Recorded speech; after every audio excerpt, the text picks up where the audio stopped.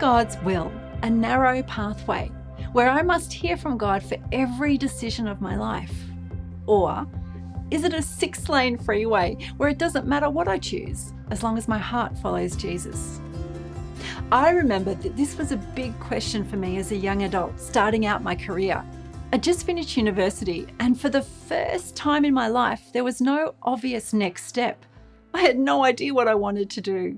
I'd heard some of those stories of people having these amazing experiences where God told them what they should do. But I'd had none of that. How was I supposed to decide what God's will for my life was? At a practical level, what kind of job should I look for? These are questions many of us ask at the different crossroads of our life. It's not just when we're young. How do I know the will of God for my life? Is it a narrow pathway? Or is it a 6-lane freeway? Let me answer that with a story from my own life. It really began when God called me to pioneer a church. It was so clear. God spoke to me about where and when, and then he spoke to others and confirmed it in really clear ways. And so I began to lead my church, and as I did that, provision came, miracles happened. It was wonderful. But then as I went on, I started to pray about specific decisions. I said to God, well, what shall I call my church? I'd really like a really good name, God. What name shall I give it? And then, where shall we meet, God? You know, what's the place that you have on your heart for our church? And then, how should I build the church? What tool, what resource should I use? And I prayed and I waited and nothing came. So I prayed again. Come on, God, I don't know how to do this. You do. Speak to me. You're the God who speaks so clearly. I prayed and I waited and nothing. And after a while, I began to realize what God was saying. What name should I call the church? Well, Tanya, what name do you want to call the church? What do you have in mind? Where should we meet? Why don't you just pull out a map and see what venues are available? How should I build my church? Why don't you go to a conference and learn?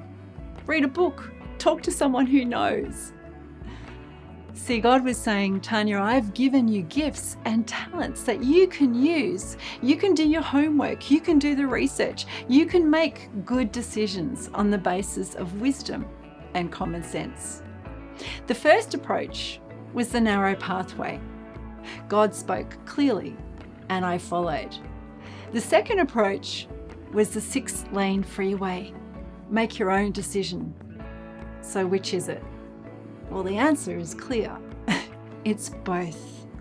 Sometimes God speaks clearly and he calls us to obey and to follow, and that's really important. But other times he says, well, what do you want to do? What is your desire? What are you good at? Make some good decisions on the basis of wisdom as you follow me. The truth is that this relationship with God is not a dictatorship where God tells us about everything that we need to do. In fact, Jesus described it as a friendship. He said, I've come to call you friends, not servants. You think about the difference between a servant-master relationship and a friendship. You see, the master comes in and says, I want you to do this, this, this, and this, and have it done by this time. The friend is different. Friends share secrets of the heart. Friends share their desire. Friends work out how to best get a common outcome. And this is the type of relationship that's described by Jesus. And sometimes we want a quick fix, but God calls us into relationship. It's not always the same.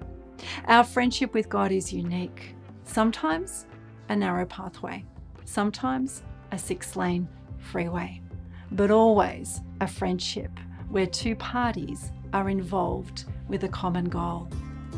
Hey, thanks for listening to Everyday God Conversations today. It's been wonderful to have you here. And if you'd like to know more about having a friendship with God that involves a two-way conversation, go to godconversations.com.